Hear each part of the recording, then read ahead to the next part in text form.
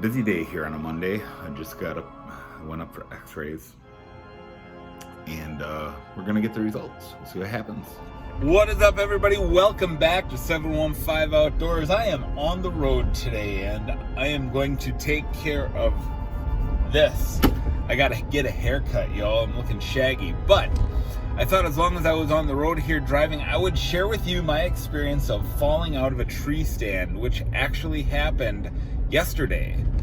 Today is October 5th, so this happened on Sunday, October 4th, and here's what happened. We had a full moon on Saturday night, and we decided to sleep in a little early for a couple of reasons. One, deer action. They don't start feeding until late morning with a full moon, quite typically. And furthermore, the night before, walking back into camp, we had a doe blow us out. She was wheezing and blowing. She was bedded right in our yard, basically, behind a wood pile. And so we weren't sure how that would affect the hunt for the next day. And sure enough, Sunday morning was the only day that we didn't see deer. It was the only sit we didn't see deer. Anyhow, we have a stand, we call it the Bruiser stand. It's a double ladder stand. I bought it for me and my son so we can sit together, and I put it next to the Bruiser scrape, which is where we've seen this big buck that I'm going to show you right now.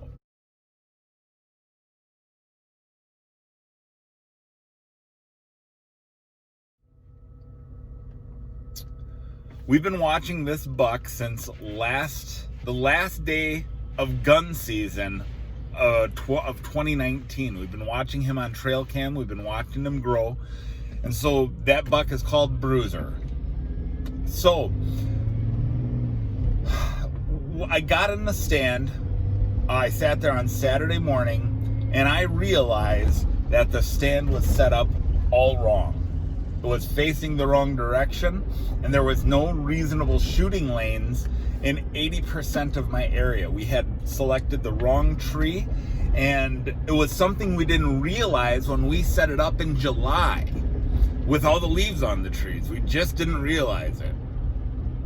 So anyhow, we thought, with what was going on Saturday night, that doe blowing us out, not seeing any deer, knowing we're not going to be back for at least 2 weeks onto the property, that this is the time to move that stand.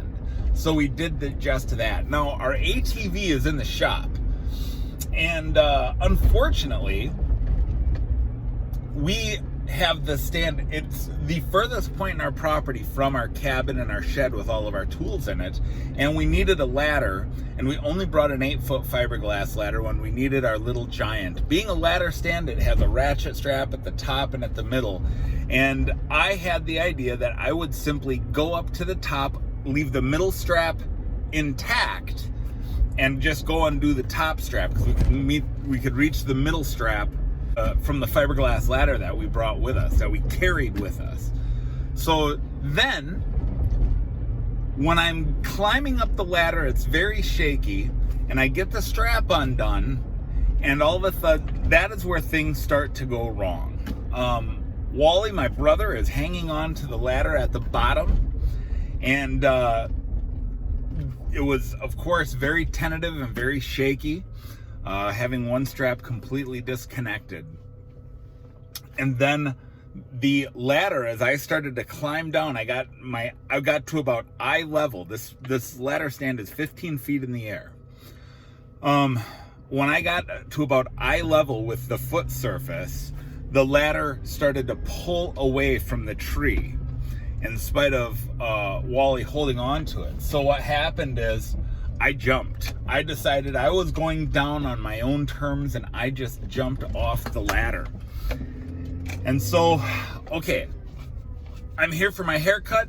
I'm gonna go get my haircut, and I will finish the story on. All right, well, I just finished getting my wig busted here, and I got a message from my brother Wally, and he may be coming over to talk about the tree stand fall. So if that is the case, he will be joining us. All right, so no Uncle Wally today, but we do have a special guest. This is my Cordoba D11, and I just thought that I would hold it while I talk You see Evan is down here. He's still a little under the weather, but I thought maybe I'd just play a D chord or a G chord. Maybe do a little picking.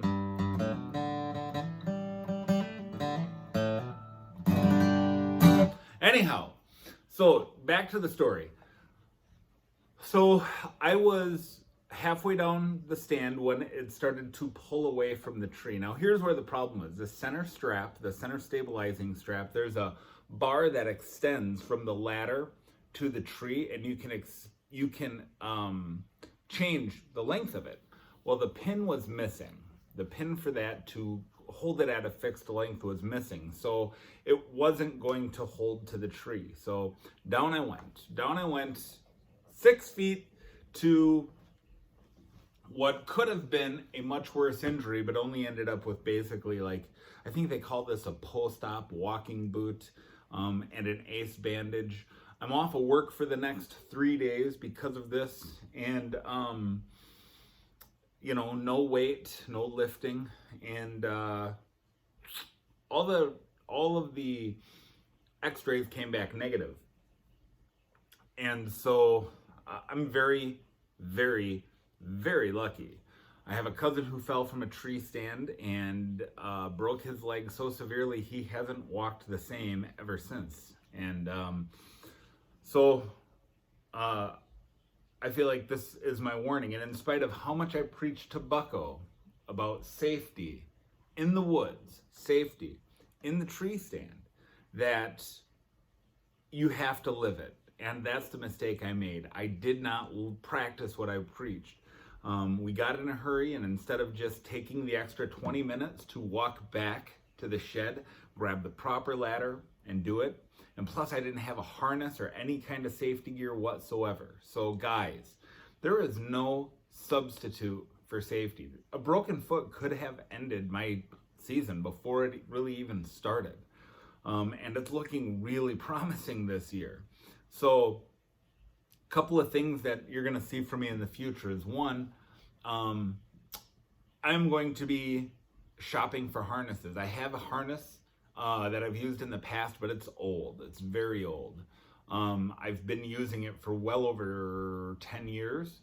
So I typically hunt out of a climber in public land, and I still have a climber. In fact, we put my climber at the bruiser stand, and maybe what I'll do is I'll pull up HuntWise and I'll show you in another video exactly what my land looks like and where everything is laid out. We only have 40 acres here in central Wisconsin. But the point here is that don't sacrifice safety for speed.